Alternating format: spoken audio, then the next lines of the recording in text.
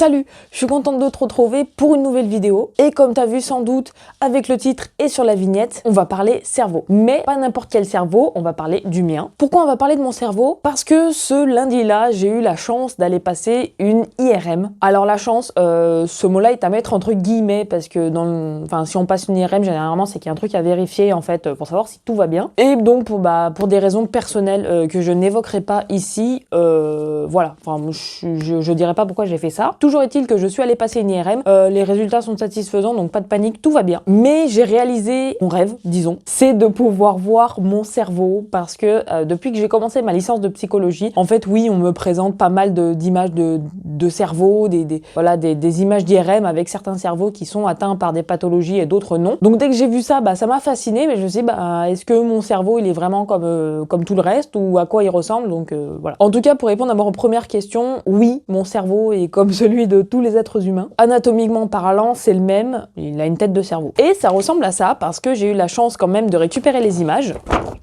Et voilà, donc là c'est ma tête, c'est des images de mon cerveau à moi. Alors là, tout ça c'est qu'une petite partie de toutes les images que j'ai pu obtenir parce que mes résultats ont été disponibles en ligne et j'ai eu à peu près environ 1000 images de mon cerveau en fait découpées sur plusieurs plans. Et comme tu as peut-être vu ma première vidéo sur la série que j'ai lancée, dans laquelle je propose de faire un voyage dans la tête, et ben voilà, c'est une bonne introduction, d'où le nom de ma chaîne et d'où le nom des vidéos que j'ai envie de lancer sur cette chaîne. Je te propose un voyage au cœur de mon cerveau grâce aux images IRM que j'ai pu récupérer lundi dernier. Mais avant de commencer à être fasciné par les images que je vais te montrer, moi honnêtement je suis fascinée, je sais pas. La première image qu'on m'a montrée du cerveau, j'étais waouh. Donc voilà, voir le mien, c'est encore plus émouvant. Juste avant, je t'ai parlé d'IRM, mais en fait, l'IRM, c'est quoi? L'IRM, c'est une technique d'imagerie du cerveau qui permet d'obtenir des images du cerveau, en fait. Ça veut dire imagerie par résonance magnétique. Et cet appareil a été mis au point en 1973.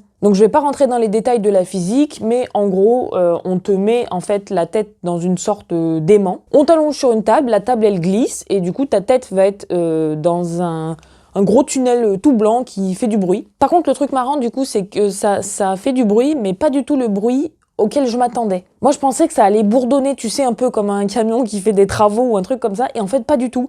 C'était plus des sons qui étaient proches des sons d'alarme, en fait. Là, j'ai pas d'exemple et je vais pas le faire parce que voilà.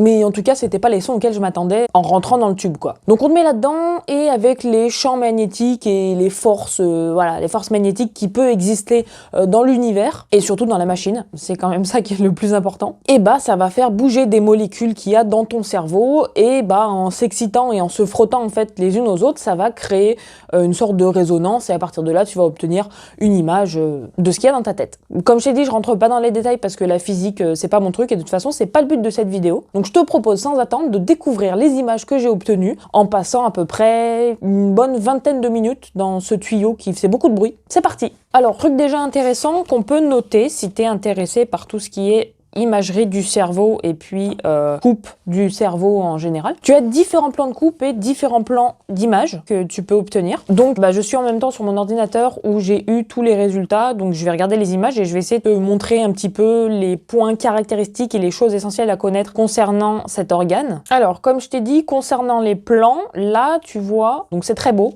Moi en tout cas je trouve ça incroyable. Tu as un plan ici qui est, tu vois que c'est deux côtés en fait, et on appelle cette façon de découper le cerveau, c'est un plan sagittal. Donc que ce soit avec le nez du coup sur la gauche ou de l'autre côté, en fait ça sera toujours un plan sagittal. Et concernant le déplacement au sein du plan, en fait ça va du plus latéral, donc le plus extérieur en fait, au plus médian, c'est-à-dire vers l'intérieur et vers le milieu quoi. Sur ces images là, tu vois que mon cerveau n'a pas du tout la même tronche, en fait c'est que le plan a changé. Là on est plus coupé comme ça, tu vois, de face. Donc ça c'est appelé un plan frontal ou aussi un plan coronal. Et là par contre les déplacements en fait vont de l'antérieur, donc le plus antérieur, au postérieur. Voilà. Par exemple un plan très antérieur serait celui-ci. Et un plan très postérieur serait celui-là. Donc là, par exemple, c'est le lobe occipital qu'on peut voir. Et juste dessous, on a le cervelet. Donc le lobe occipital, c'est ce qui est à l'arrière de ta tête. Et en fait, ça contient toutes les zones qui sont dédiées à la vue. Et puis le cervelet, juste dessous, qui est vraiment magnifique. Donc on a vu le plan sagittal, on a vu le plan coronal. Et maintenant, j'ai pu également obtenir beaucoup d'images avec un plan qu'on appelle transversal ou axial. Donc je vais te montrer quelques images. Et là, les déplacements en fait se font simplement du supérieur à l'inférieur. Donc ça serait plutôt du haut vers le bas, quoi. Donc une image très supérieure, ce serait par exemple celle-ci, hein, voilà. Donc on ne voit absolument rien, c'est génial. Mais si on commence à me creuser la tête, eh bien voilà. Donc là on commence à descendre, donc du supérieur pardon, vers l'inférieur. Donc on voit clairement les deux hémisphères cérébraux, droite et gauche. Hein. Voilà, donc je t'ai présenté les différents plans qui existent. Maintenant je propose qu'on s'attarde sur chaque plan quelques minutes et comme ça je te montre un peu quelles sont les structures qui sont clés en fait dans la coupe que tu peux voir. Et on fera un tour rapido sur leurs différentes fonctions. Donc si on reprend cette coupe là, qu'est-ce qu'on peut voir ici? Déjà, comme je t'ai dit, on est en plan sagittal, donc du plus latéral au plus médian si on se déplace. Ici, nous avons une très belle image de ma tête. Moi, je trouve ça vraiment incroyable de se dire que c'est ma tête et que voilà, quoi. Enfin, c'est fou, je suis tout émue. Donc, qu'est-ce qu'on voit ici? Ici, tu as, le cerveau. Je pense que tu l'as reconnu, tout plissé, voilà, mon nez, ma bouche, hein. Ici, tu as le cervelet. Juste à l'avant, tu as le tronc cérébral. Donc, le tronc cérébral qui est composé de 3 parties. Le mésencéphale, le pont de Varol et le bulbe rachidien. Donc, tout ça est très anatomique, hein, mais voilà, c'est la nomenclature qui est comme ça. Juste au-dessus, l'espèce de petit trait blanc là qui a l'air tout mou, en fait, c'est ce qu'on appelle le corps calleux. C'est cette structure-là qui te permet de relier tes deux hémisphères cérébraux. En fait, ils arrivent à communiquer grâce à ces fibres-là. Et éventuellement, on peut faire une ablation du corps calleux dans certaines pathologies pour aider au traitement. Par exemple, dans les crises d'épilepsie, quand les patients font trop de crises et que ça se généralise à l'ensemble de l'encéphale, en fait, on va couper le corps calleux. Comme ça, la crise ne se propage pas dans tout le cerveau. Donc après, il y a d'autres troubles qui peuvent être traités avec une ablation du corps calleux, mais ça, c'était un des exemples. Voilà, donc niveau anatomie, truc très simple. Donc tronc cérébral ici, les hémisphères cérébraux, et puis le cervelet qui est tout petit. Tout petit, mais il contient quand même 50%, donc c'est la moitié, 50% des neurones de ton encéphale. Ça veut dire que la moitié de tes neurones sont compris dans cette petite boule là, derrière. Maintenant, si on se concentre sur ce plan-là, donc si on reprend ce que je t'ai dit avant, c'est un plan coronal, aussi appelé plan frontal. Là, il y a rien de spécial à dire. Bon, en même temps, je regarde les images en fait sur mon ordinateur, mais je te ferai un petit montage pour t'indiquer de quoi je parlais. Toujours est-il que ici, alors, si on s'arrête sur cette image-là, on peut clairement distinguer mes deux hémisphères cérébraux, donc l'hémisphère droit et l'hémisphère gauche. Enfin, là, je crois que c'est vu de derrière ou de devant. Ah non, c'est vu de devant, ok. Donc, du coup, hémisphère droit, il est à droite, et l'hémisphère gauche, il est à gauche. Donc ça, une chose est sûre, c'est que nous avons tous deux hémisphères cérébraux si tout va bien. Et si on en a deux, c'est pour répartir les fonctions. Donc on entend souvent le mythe du moi je suis plus cerveau droit, moi je suis plus cerveau gauche, ah non, moi je fais les deux, machin. Ça c'est un mythe. Enfin voilà, désolé si je brise ton rêve, mais non, le fait de dire moi je suis plus cerveau droit ou je suis plus cerveau gauche, en fait ça a aucun sens. Pourquoi? Ça en fait c'est relié à ce qu'on appelle la latéralité ou latéralisation. Enfin je rentrerai pas dans les termes spéciaux, mais tu n'as pas un hémisphère qui est dédié à une fonction en priorité. En fait, c'est un peu compliqué ce que je suis en train de t'expliquer, mais l'idée, c'est que tu as certes des dominances pour certaines tâches. Donc, par exemple, ton hémisphère gauche sera plus spécialisé dans tout ce qui est pour les lettres, pour les mots, pour les sons verbaux, vraiment pour le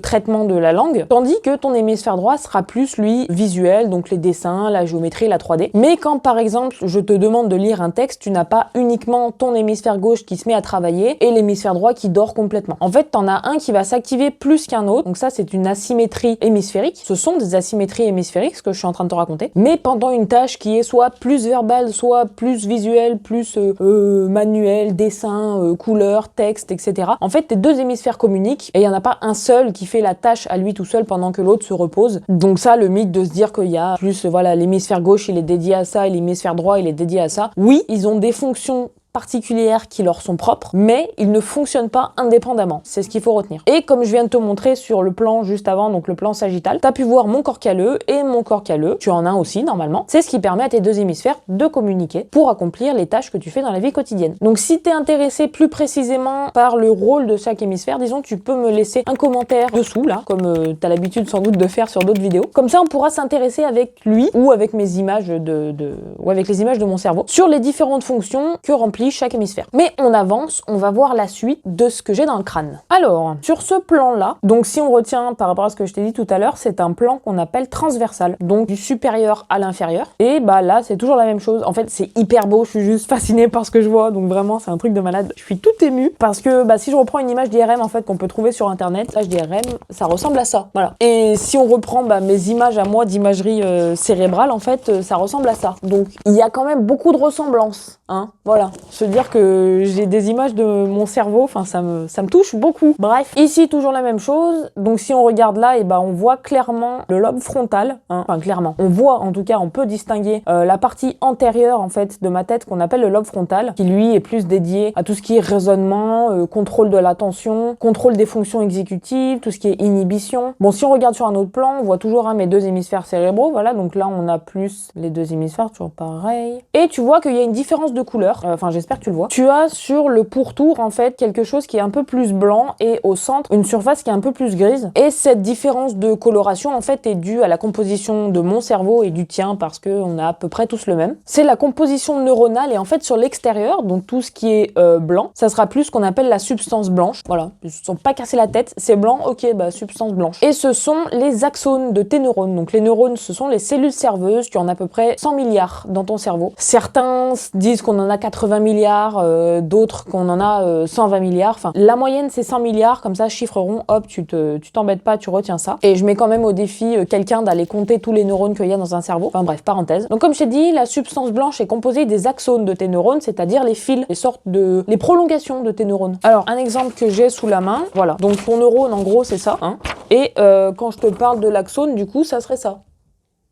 Donc ça serait ta substance blanche, voilà, parce que c'est composé de ce qu'on appelle de la myéline, et la myéline, bah, c'est composé essentiellement de lipides, et puis la nature a fait que ce soit blanc, voilà. Donc à l'extérieur, plus des axones, et au centre, plus ce qu'on appelle les corps cellulaires des neurones, donc bah, si c'est pas cette partie-là, c'est forcément celle-là. Et c'est là, en fait, que les principales réactions chimiques vont se faire, bon, même s'il se passe beaucoup de choses à cet endroit-là également. La substance grise est composée des corps cellulaires de tes neurones, et la substance blanche est composée des axones. C'est pour ça qu'il y a une différence de couleur, substance blanche, substance grise. Voilà, écoute, ma vidéo touche à sa fin. J'ai été bien contente de la faire parce que c'est quand même quelque chose, enfin je pense que si on n'a pas de raison médicale d'aller passer une IRM, enfin c'est pas quelque chose qu'on fait tous les jours non plus. Donc je t'ai dit que l'IRM faisait beaucoup de bruit, mais pas de panique parce que quand tu vas en fait à l'endroit où tu vas passer ton IRM, ils te fournissent soit un casque anti-bruit, soit des boules caisses. Personnellement, j'ai eu le droit à des boules caisses. Et le bruit en fait ne m'a tellement pas dérangé que bah, je sais que je me suis endormie en fait pendant l'IRM. Donc j'ai dû rêver pendant une dizaine de secondes, mais c'était l'heure de la sieste vers 14h, voilà,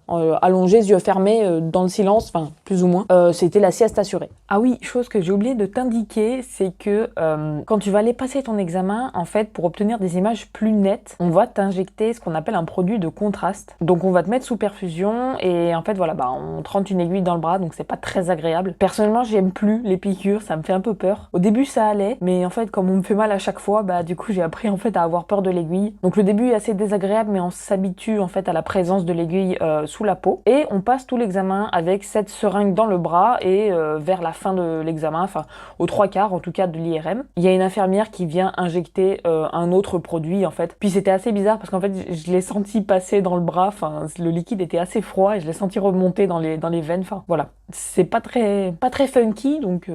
Enfin bon, voilà l'aspect négatif de la chose. J'espère que ce voyage dans ma tête t'aura plu. Si tu veux d'autres vidéos dans le style, bah comme je t'ai dit, t'hésites pas, soit tu me rejoins sur les réseaux sociaux, tu peux me faire part de ton avis dans les commentaires. Tu peux également me retrouver sur ma page Facebook et puis t'abonner à ma chaîne et ou partager mon contenu si tu penses que ça peut intéresser d'autres personnes. Je te remercie pour ton soutien, je te souhaite une belle journée, un bon dimanche. À bientôt!